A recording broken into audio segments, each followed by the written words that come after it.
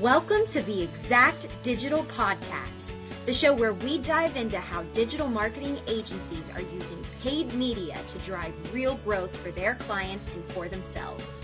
From planning to ROI and everything in between, we uncover the strategies, stories, and systems that set agencies apart. Each episode, we'll talk with agency leaders who are innovating with paid media, scaling their businesses, and delivering results that matter. Whether you're looking to expand your services or sharpen the edge of your current offerings, you're in the right place. Let's get into it. Good morning and welcome to this episode of Exact Marketing Podcast. I'm Tasha Grantham. I'm a senior account executive here at Exact Marketing, and I'll be your host for the day. And today I have Kyle Mensing of Blue Ion with me. Kyle is a mastermind of MarTech, an architect of brand futures, and a leader of Blue Ion's digital marketing department. No stranger to clever quips, he's the most likely to make you laugh in the middle of an analytics report. Welcome, Kyle. How are you? Doing well. How are you? I am great. So if you can, just for listeners who may not be familiar with Blue Ion, can you just give us a quick overview of like what you guys do and the kind of problems you guys help organizations solve? Yeah, at least can certainly try. I feel like I do this differently every time, but we are an intentionally small but mighty agency. And the way we say it is we combine marketing, strategy, technology, story, and design to power brands that share the energy they're made of, which are the beliefs that drive and differentiate them in their marketplace.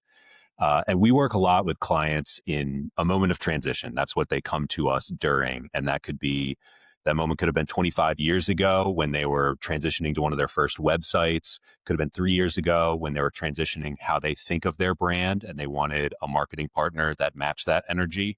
Or it could have been last year when a multi-county region was looking to transition the way they're seen by others and how they talk about themselves. And they wanted a new regional brand to accomplish that. We still work with all of these clients that I gave vague examples for, not on that one specific website. We're a few websites removed from that first one 25 years ago.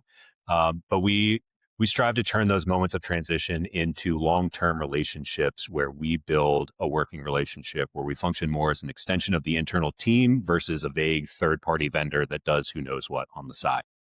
Absolutely. That's wonderful. So in the past, I know on different platforms, you've spoken about like marketing infrastructure, tracking, conversion signals, consent, all of the things. So can just give us an overview of that and kind of why you view infrastructure as strategic and not just part of like a technical setup. Yeah, the topics that everyone always wants to talk about, super exciting stuff, not at all uber nerdy. It's been, I think, we've got these dual tides of privacy, post GDPR, iOS 14.5, ad blockers, VPNs, everything, and AI, which is a topic you may have heard about in the news anytime in the last 10 seconds. And that has really changed how we do in-platform targeting. Facebook advertisers from the mid-2010s, remember the Cheesecake Factory menu of options we had? It looks a little more like a Five Guys menu now. We don't have quite as much to work with.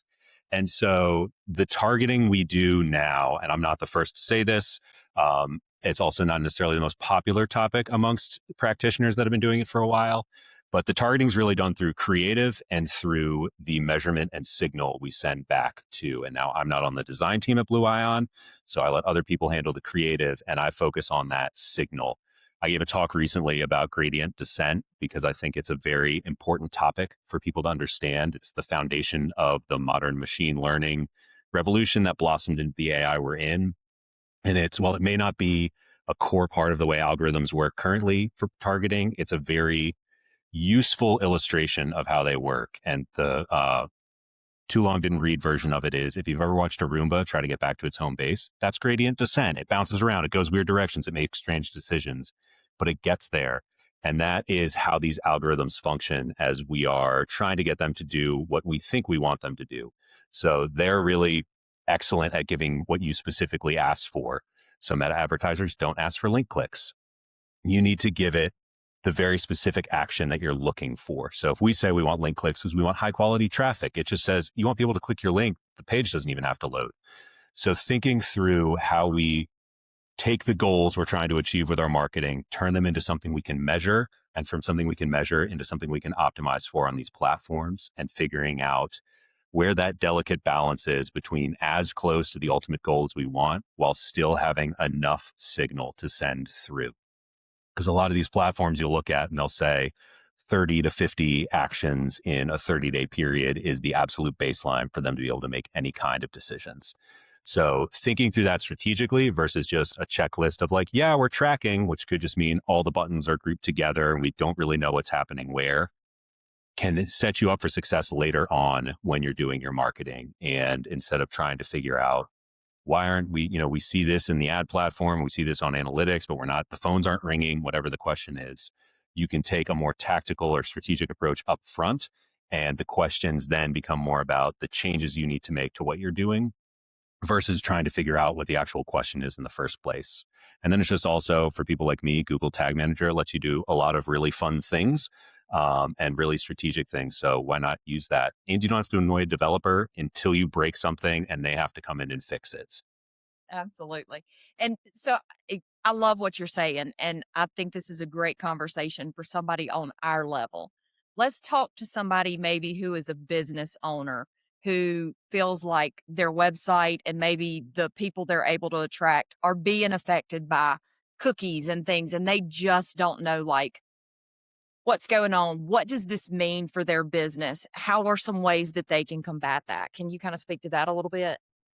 Yeah. And it's like anything in this world, the level of sophistication changes dramatically, all the way up to having a fully, self-hosted stack on the same server as the website and getting through a lot of this. But part of it is just coming to terms with the fact that the privacy measures exist. Users do various cloaking activities through private browsing or ad blockers. And so anything you see in your analytics and measurement are not a perfect representation of reality, but kind of the best illustration or map you can get to that. So it's focusing less on what the numbers specifically say and how they're saying things are going, and paying attention to trends and how things interact with each other. So a lot of it is making sure, like, obviously still measure. This doesn't say throw your hands up and just kind of hope for the best, but measure in a way where you can easily figure out that what people are doing on your website, are they taking the actions that you're hoping they take? And then from there, comparing everything against itself versus just saying, we got 10 clicks on this button, we need to get 12 next month or anything like that. No, Because absolutely. stuff gets modeled, stuff gets weird. You never quite know. So it's more about the picture it paints versus the very specific numbers on the page, which was different like 10 years ago. And it's an adaptation we're all going through. It is. And I was grinning because the whole time I was thinking is like, a lot of times just the click-through rate and the impressions delivered and all those types of things, we refer to those as vanity metrics. I mean, they look great and you have to prove ROI and that you're giving the clients what you are saying that you're giving to them just to prove that you are doing. But there is just such a that's it, just the tip of the iceberg. Like, that's not even, there is so much under the umbrella that truly tells the story. And it's, you know, really digging into the GA4 of an account and really looking at, like, what are those key events? How have we moved the needle? How are people reacting once they get to the website? Like, what actions are they taking? What actions are they not taking? Is one platform drawing in people who are taking a certain type of action versus another platform, and they're taking a different kind of action? And why is that? Is that because of age and demographics and, the type of audience that we're targeting, or is there something that we can do different to change that? And so, I think that overall for businesses, instead of just looking at like these vanity metrics of this is what we got, we really have to start asking, how does it move the needle? And I think that that is where a lot of people are missing the mark, is that they're not following the story all the way through to the end. It's like they're not finishing the chapter. And there's just so much useful data within that I feel like people don't even crack the surface on. Yeah, absolutely. Um, and I think part of it too is realizing that the metrics don't exist for their own sake, like you were saying. Like, there's other stuff they're supposed to lead to. So it's not about maximizing the click-through rate. It's about what that means in the context of everything. And I was actually just telling one of our junior team members yesterday, we were kind of debriefing on a reporting call we had, and she was asking how I think through and do this stuff. And I mentioned that I almost never now report on something and just use one metric to say what's happening. So it's not just like, yeah, sessions are up. It's like sessions are up, but click-through rates down, and making that picture and tying everything together. Because if you look at one metric at a time, you can miss a larger trend that's happening. Or you can fall into like, there's one particular pet metric you have. And I had this conversation with a client years ago. Someone on their team was looking at one particular metric and they were really worried it was going down. And I used two other metrics that were related and reminded them that we reorganized your entire website and there are a few pages with more content. So pages per session is down, but time on page is up because it's just a different user flow. But if you just start paying attention to one metric, two metrics, and not building that context, you start making, or you can start making incorrectly informed decisions that will have much bigger impact down the road, even with the best of intentions behind them. Yeah. And I will say this, one of the things that I think where agencies really bring their value is if you are handing somebody a report in a black and white and you're going into a reporting meeting and you're literally reading off the page what they can read themselves, you are not conducting your reporting meeting correctly. The truth is where our value is added is saying from these numbers, you really shouldn't even be talking about the numbers per se in the reporting meeting. By the time you've gotten to there, it's like how these numbers have moved the needle and inferring and doing that true like deep dive analysis. And I think that's something that not a lot of digital agencies are actually jumping off into enough. And I think that that is where a lot of clients are missing value in their agency relationships. Absolutely. I agree with all of that. We talk about that a lot. Yeah, no, absolutely. All right. So couple of questions here. So with the privacy changes and signal loss, how do you think marketers should rethink measurement instead of trying to recreate what no longer exists? And what do you think this looks like moving forward? I think the first step is taking that really nice marketing funnel graphic that you see typically early on, either in your education or experience on some blog, and get rid of it because that doesn't exist anymore. To use more tortured food metaphors like earlier, it basically now looks like a plate of spaghetti with one meatball on it. If you're plant-based, it can be a mushroom. If neither of those work, just pick something and roll with it.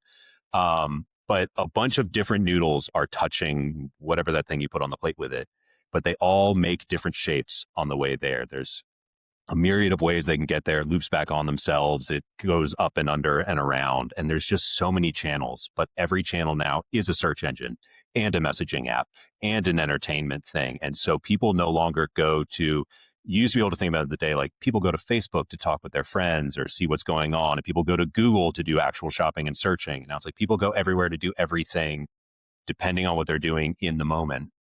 And so you have to stop trying to think about it with this really linear customer journey, and everyone's going to take their own one. They're going to do different steps to get there. They're going to use different apps. And so cross-channel attribution is a nightmare. It has been pretty much all the time, unless you have a login. It definitely hasn't gotten easier. I know there are a ton of tools out there. I'm going to make a lot of vendors angry saying this. There are a lot of tools out there that say they've solved it, but I feel like if there was one true solution, we would all know the name by now because it wouldn't be kept a secret.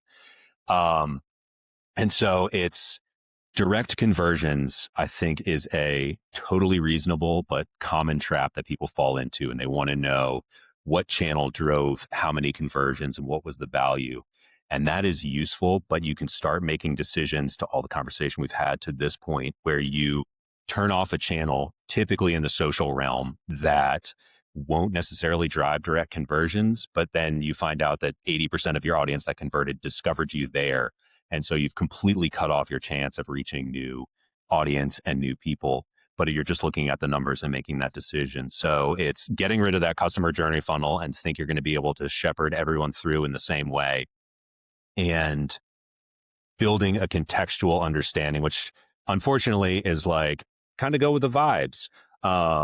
But seeing how things work together, relying on anecdotal evidence and trend analysis to say like, well, when we spent twice as much on Pinterest, we did see our revenue increase. It's not directly attributable, but we've now done this a couple of times and it happens in tandem. So it's, again, just paying attention to the bigger picture and not falling for the easy kind of catnip metrics we see where we feel like this went up and to the right. This is looking great. Let's do more of this, without teasing out what might be behind it. I give one of my coworkers a hard time. We work on an e-commerce account together. He handles Google ads. I do social. And anytime he's got great numbers, I say I did all the hard work and drove the shoppers to him, and he got to steal all my credit. So it's making sure, and this goes beyond just measurement, but this is a really great way to think of it. It's everything happens in a system and in an ecosystem, and there's a lot of other context.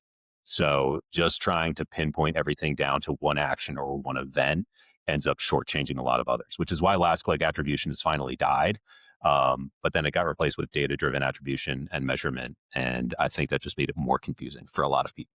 No, absolutely. I can absolutely confer that what you're saying is truthful. And I can take it even one step further above social and say that even in like behavioral programmatic, you can run CTV awareness ads and cut those off and watch the changes in your Google ads on the bottom of the funnel. And so it's quite an interesting phenomenon of why do you have so many people that are searching for, but when you put those behavioral and those contextual things around those ads and you know that the right people are getting the message, you can watch the increase at the bottom of the funnel. And so it is a fun phenomenon to watch. And, some of those things, like you said, that aren't directly attributable, it's like all the things at the bottom of the funnel tend to get all of the credit.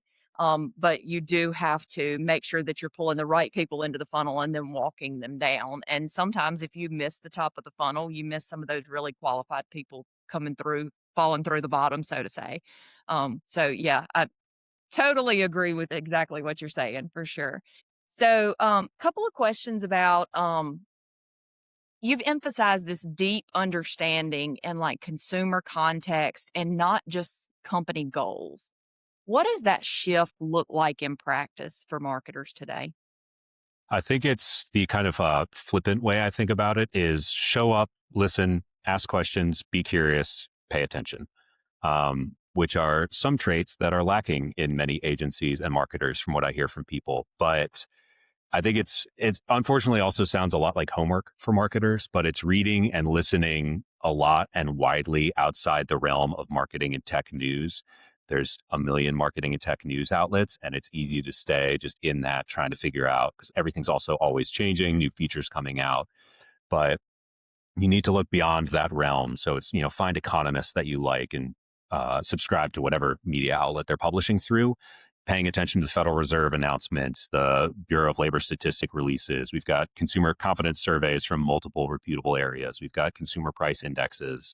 And then it's just when you're out and about, listen and observe how other people are doing. Because we also, as marketers, are all humans. And sometimes we draw this weird line between like, oh, this is marketing. And then when we're out doing what could technically be field research, like in local coffee shops or whatever, we might not be thinking through what people are saying at the register or the conversation we're having with the business owner. It's like we actually just learned a lot about what the market looks like, but we're not tying it together. And then you can just pay attention to the trends of what things are happening. So Snap refreshing the spectacles is a data point. Every consumer electronics company announcing smart glasses is a trend and a sign that like our screen interaction is probably going to change sometime in the next 5 to 10 years and look a lot different than where we're at.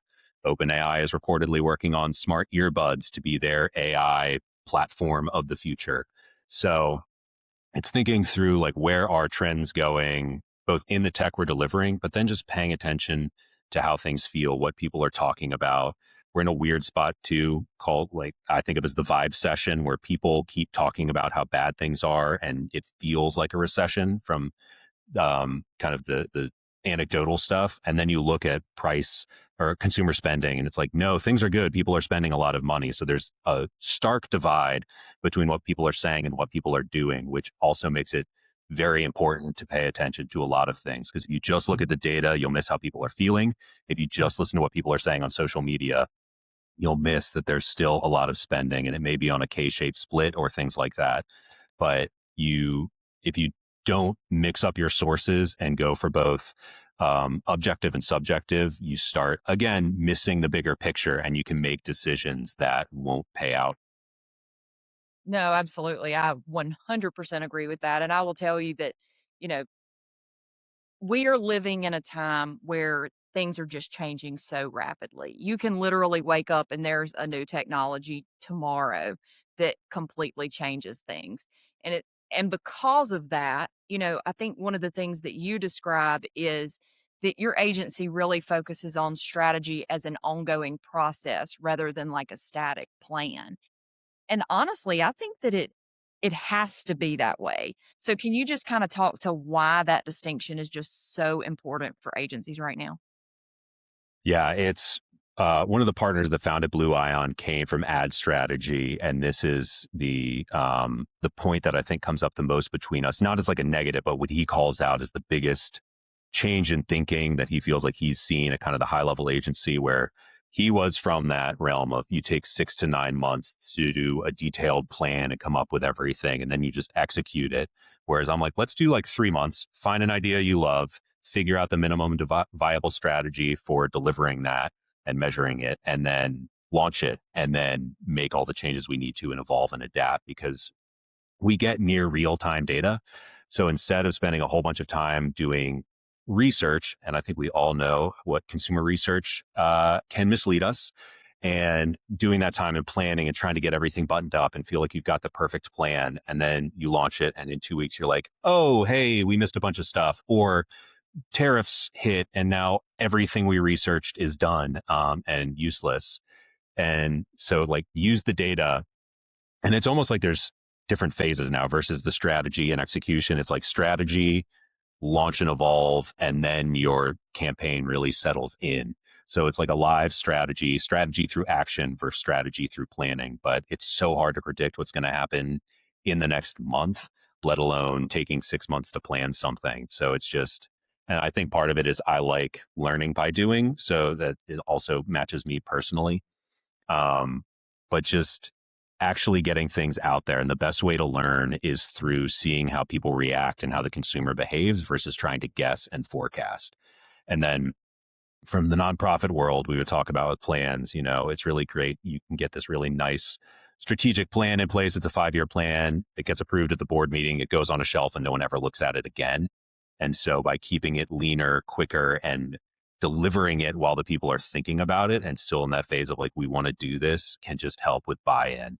And ultimately, it typically comes down more to how invested they are in the idea everything is built around. And so focusing on that, and this is going to be overly reductive and again, probably anger some people, but the basics of deployment and distribution are the same in most cases. There can be adjustments, but it's really about how you, again, package it for creative, distribute it, your channel selection, and then what you measure and the signal you send back. So instead of spending all the time in the middle there, it's build the active pieces that will get deployed and then just start learning and iterating. And, I'll take that one step further, and I think the difference between a mediocre agency and an amazing agency is not taking it personally. If you do something and it doesn't work, I feel like a lot of times as agencies, we go to our clients and we want everything to be fluffed and looking nice, but the truth is that if everything worked, we'd all be on our yachts in Fiji. You understand? And so that's just not the way it is. And so when you say learning, it essentially means we learned what's working, but we also learned what's not working. And just building relationships where you can have those honest conversations of, I don't think this is working. I think we need to pivot. And when you talk about that fluidity, it's so important. But I think that the best value that an agency can bring to a business, to a client, is being open and honest about those learnings. And if it's not working, and having the thick skin to say, you know what? I pushed the buttons on this and I don't like what I'm seeing, but this over here is performing well. I think this is where you're going to get your return on investment. My recommendation is that we go here. This is the direction we move in. And so I think that we've got, as agencies and as marketers, start having honest conversations and realizing that not everything in the report has to be beautiful and fluffed up and looking wonderful. Like, tell it like it is. The numbers don't lie. And so I'm very much the math mind of I love the numbers. And so, just having the ability to have those honest conversations, I think is one of the greatest values that we can bring to clients. Absolutely. And those can be hard, but when you can get to a place with a client where you're having those, it is a hugely positive reflection on the work you're able to do for them and the relationship you've built. And I talk about it a lot with our internal team, and kind of setting the stage for this. We had a client once that said, I don't care what I think. I want to know what people respond to. It's like, this is great. We're going to work together very well. But I think for the people, the practitioners, because especially if you're doing something even remotely creative and it's your idea, it's completely natural to feel protective of it and like want to see it work. And then, have tough feelings if it's not and needing to confront that. But I think the key is for us as practitioners is to love the process of doing the work versus being attached to the outcome, because then it doesn't matter if we're right or wrong. There's always something we can be doing in the process of learning and trying. Whereas if I had this great idea and it failed, I don't know what I'm doing. Like you're then at the whims of how other people, consumers, again, the market, whatever, are going to behave. What you have no control over. Whereas if you can find enjoyment in the process of learning and thinking and planning and adjusting and all of that, then you kind of just always have something to enjoy showing up to work to do. No, absolutely. Totally agree. So, talking about culture and client relationships, which we've kind of briefly touched on, from your experience, what separates a strong, effective client agency relationship from ones that might struggle? I think transparency, education, and showing up. A lot of the clients that get to us, again, it's a moment of transition, or there was something, they've got some existing relationship that's just not working the way they want. And a lot of times it could be around misaligned incentives. We don't do any kind of markup on ad spend. Our retainer and spend are separate. There are agencies, it's a very obviously traditional model. I think it's starting to change now, but making most of the revenue through the markup. And we have had clients flat out tell us, like, we've been told to increase our budgets, and we don't know if that's because it's working or because their 20% cut gets bigger. And then another one is they might not feel they're getting either the results they think they could be getting, or they just don't know what the agency partner is doing. They kind of get this numbers based report. I've seen ones where they just send over a really in depth spreadsheet with no commentary and expect the client to figure it out. And we are all very busy. Clients are very busy. Clients are typically very busy not doing the marketing work we do, or the problem is they are busy doing the marketing work they want us to do. And so they don't want anything that feels like homework like that for them. And then another one is just the chains of communication. We have specifically built our agency around the people doing the work for the client are the ones speaking with the client. Now, that was a very intentional for us. It's not necessarily something that scales well, and can make hiring trickier than in some other cases.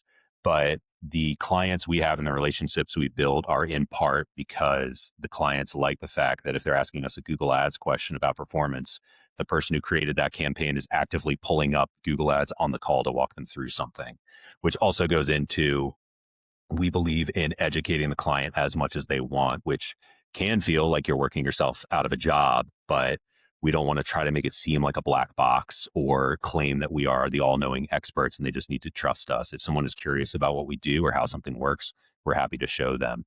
And at the end of the day, sometimes it just comes down to a personality match. Client agency relationships are like dating. The long-term ones typically turn into marriages. And sometimes it's like things were mostly there that just, I don't know, we didn't click. Personality clash on a call or something. And that you can't control for. I think the goal there is to try to figure that out during the new biz process, versus a few months or years into the active relationship. No, absolutely. I totally agree. I say that if you're doing this right, you're going to feel like your clients become your friends and you just want to be helpful to those. And one other thing I will say is something that's really important, I think, to keep in mind is that a lot of times the person that you're on the meeting that you're having that call with for the reporting is not the end all be all. You are literally sending that may be the director of marketing, but that director of marketing has to be educated enough about what is going on in that report the return on investment, how have we moved the needle? And they have to go and they have to present that to their boss, usually a C-suite of some kind. And so that can really, if we're not as educators educating in a way that prepares them to go put best foot forward, that leaves a gap. And so, making sure that we are um, diluting it enough that it doesn't seem like rocket science. A lot of the people that we work with on a daily basis, they're business owners. They're coming to you for marketing because they don't have time or they don't want to deal with it or they don't understand it. And so I do believe that a big, huge part of what we do is education. And I think that that is probably one of the biggest things. And I think that's one of the best relationship builders for agencies and their clients as well, is just being willing to take the time to educate, help people understand the processes, and help them understand where your money is, where it's going, why it's going there, and how it's working. And if it's not working, how we're going to pivot and make changes so that it can, we want to get you the best bang for your buck. If your cash register's not ringing, we're not doing our jobs. And so I think that that's just a really important lesson for agencies to remember, that sometimes we forget the education piece. And I think that's vital to what we do. Yeah, absolutely. It's that comfort level that it helps establish. And we were talking earlier about the metrics, and part of that is you can get so into them, you forget that it's like humans on the other side making those metrics. And it's similar on the relationship side, where we always have to remember that our clients are paying us with their clients' money, and we help generate that client's money to get ourselves paid. But if that starts breaking down, then there might not be any money to pay us with. So like remembering that chain of humans that's involved, and again, just treating them like humans. And if you're curious, they're probably curious. And the level of sophistication will change too. So the clients that are really into metrics and want to know a lot are going to have a ton of their own trackers. So then it's the conversations you have about those, or comparing data, or being like, hey, I see you've got this. You may want to think about either your formula is wrong if it's a spreadsheet, or in some cases, or you might want to think about looking at it like this, or adding this in as a counterpoint. So you can always scale up your level of education and conversation to match their level of sophistication and interest. Because we also all have clients that are like, I just want to know, was it a good month or a bad month? If it was a good month, I'm going to go do other things. You keep doing it. Thank you so much. Absolutely, for sure. So if you could give just one piece of advice to marketing leaders who are just trying to build more resilient and future-proof marketing systems, what would that advice be? Give up the idea of control and don't overcomplicate things. This is both for the marketing systems and for the brands themselves. Brands are acts of co-creations with customers and fans at this point. Brands are no longer kind of the gatekeeper informing everything. They're just one of many participants. So as soon as something gets launched, it exists. It's essentially part of the public domain, not in terms of IP and copyright and all of that, but as far as how it gets used. So it's about thinking through it as being part of the experience, but not demand. And I think we've all seen where some brands go astray because they demand a specific vision of what their brand is. And the audience is like, oh, well, that doesn't match what I was thinking. So goodbye. And at the end of the day, as marketers and as brands, we're shepherds. We're not Pied Pipers. We can't make anyone do anything. So we have to create systems and strategies and beliefs that allow us to see ourselves as doing something in a helpful way to reach the people that will ultimately want what we're selling and what we offer. They just might not know we exist yet. And if somebody thinks that might be a good fit for Blue Ion, or they're interested in what you've said today and they want to get in touch, what is the best way to get in touch with you at Blue Ion? Best way is through our website, blueion.com. We're also active on LinkedIn and Instagram, but we're typically too busy doing work or in our inboxes to check the DMs there. And then if it's my particular flavor of rambling you like, I blog almost daily at curiousmarketers.club. Awesome. That's great. Thank you so much for spending some time with us today. I really appreciate your insight. You are a vast wealth of knowledge. So I've enjoyed our time together. I have to really appreciate you asking me to join. Absolutely. Have a great day. Thanks. You too.